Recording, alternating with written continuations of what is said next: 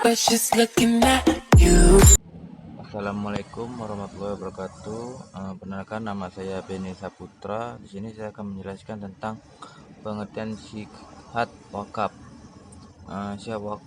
Sikat adalah searah terima yang dilakukan oleh wakil kepada nazir untuk menyatakan kehendaknya. Pernyataan tersebut dapat dilakukan dengan lisan, tulisan, atau isyarat.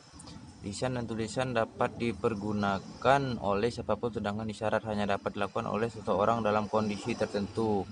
Pernyataan atau ikrar wakaf ini harus dinyatakan secara tegas baik lisan maupun tertulis dengan redaksi "aku mewakafkan" atau "aku menahan" atau kalimat yang semakna lainnya ikrar. Ini penting karena pernyataan ikrar membawa implikasi gugurnya hak kepemilikan wakaf dan harta wakaf menjadi milik Allah atau milik umum yang dimanfaatkan untuk kepentingan umum yang menjadi tujuan wakaf itu tersendiri. Karena itu konsekuensinya harta wakaf tidak bisa dihibahkan, diperjualbelikan ataupun diwariskan. Ya, sekian dari saya yang menjelaskan tentang pengertian sihat wakaf. A'udzubillahi minasyaitonirrajim. Bismillahirrahmanirrahim. Baiklah, saya akan melanjutkan dari materi sebelumnya, yaitu syarat siwat wakaf. Syarat siwat wakaf adalah bahwa wakaf harus diikrarkan baik dengan lisan maupun dengan isyarat. Jadi ini mengikrarkan wakaf sirot. Jadi sikot juga ada suatu syarat. Yang pertama yaitu wakaf dipandang telah terjadi apabila ada persyaratan wakif atau ijab dan qabul dari nazir. Nazir itu adalah seorang yang pengelola wakaf, dan isyarat hanya boleh dilakukan bagi wakif yang mampu melakukan dengan lisan maupun dengan tulisan. Perwakafan tanpa ikrar tentunya akan mengakibatkan tidak terpenuhnya unsur perwakafan. Kalau unsur perwakafan tidak terpenuhi, maka secara hukum otomatis perwakafan tersebut tidak dapat dikatakan tidak pernah ada. Untuk membuktikan adanya ikrar dengan cara menuangkan ikrar tersebut di dalam AIW yang dibuat oleh PPIW.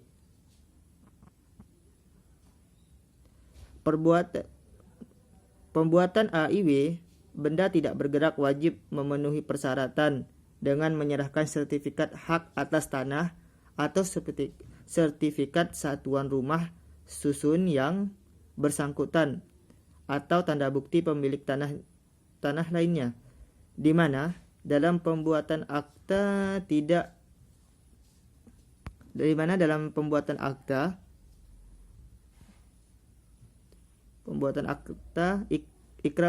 ikrar wakaf harus memenuhi syarat sebagai berikut. Yang pertama, tanda bukti pemilikan tanah atau harta benda, yaitu bahwa kita sebagai ingin mengikrarkan wakaf atau sikot wakaf itu kita harus memiliki tanda bukti pemilikan suatu tanah, harta benda, rumah, dan lain-lain sebagainya yang ingin kita wakafkan. Yang selanjutnya, jika benda yang diwakafkan berupa benda tidak bergerak, maka harus disertai dengan keterangan dari kepala desa yang diperkuat oleh camat setempat yang menerangkan pemilik benda itu tidak dimaksud. C.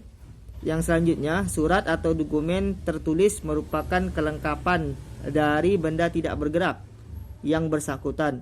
Berdasarkan uraian di atas, dapat dipahami bahwa syarat-syarat ikrar wakaf merupakan dokumen-dokumen penting yang nantinya dapat digunakan sebagai bukti bahwa harta benda yang diwakafkan merupakan harta benda milik seseorang tersebut. Baik, saya akan melanjutkan materinya, yaitu bagian ketiga, di mana bagian ketiga di sini itu dasar hukum sigat wakaf. Di sini terdapat menurut pandangan Imam Syafi'i, yang dimana bentuk dari pernyataan wakaf yang sah akan tetapi dalam kasus masjid, bila seseorang memiliki masjid dan mengizinkan orang atau pihak lain melakukan ibadah di masjid tersebut, maka tidaklah otomatis masjid tersebut berstatus wakaf.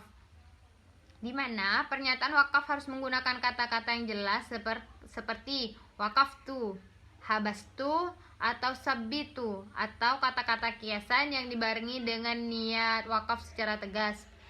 Dari pandangan Imam Syafi'i ini kemudian ditafsirkan secara sederhana bahwa pernyataan wakaf cukup dengan lisan saja. Namun dengan demikian, ketika ada orang yang mewakafkan harta bendanya dengan tulisan atau isyarat untuk menyatakan kehendak dan menjelaskan apa yang diinginkan, bukan berarti wakafnya tidak sah. Justru pernyataan tulisan mewakafkan menjadi bukti kuat bahwa si wakif telah melakukannya. Lebih-lebih itu dinyatakan di hadapan hakim dan nazir wakaf yang ditunjuk, di mana juga terdapat di Undang-Undang Nomor 41 Tahun 2004 tentang wakaf yang berisi bahwa pelaksanaan wakaf harus dipenuhi dengan 6, yaitu yang pertama, wakif meliputi perseorangan, organisasi maupun badan hukum, yakni wakif perseorangan dapat melakukan wakaf apabila memenuhi persyaratan, yaitu dewasa, berakal sehat, tidak terhalang melakukan perbuatan hukum, dan merupakan pemilik sah harta benda wakaf. Wakif organisasi dan badan hukum dapat melakukan wakaf apabila memenuhi ketentuan organisasi atau badan hukum untuk mewakafkan harta benda wakaf milik organisasi atau badan hukum sesuai dengan anggaran dasar organisasi atau badan hukum yang bersangkutan. Lanjut yang keempat, juga terdapat bagaimana pendapat para ulama yang perundang-undangan perwakafan di Indonesia tentang sigat wakaf. Yaitu yang pertama, redaksi wakaf itu dalam konteks ini kalimatnya yaitu saya mewakafkan. Secara seluruh ulama mazhab sepakat bahwa wakaf terjadi dengan menggunakan redaksi wakaf itu tersebut. Yang kedua, sikap. Menurut Hanafi, Maliki, dan Hambali mengatakan wakaf terjadi cukup dengan perbuatan dan barang yang dimaksud berubah menjadi wakaf tanpa kita harus melafalkan wakaftu, habistu, menahan dari milik saya. Yang ketiga yaitu qabul. Dalam wakaf, pendapat kalangan Syafi'i yang lebih kuat yaitu menetapkan bahwa wakaf untuk orang-orang tertentu diisyaratkan adanya qabul.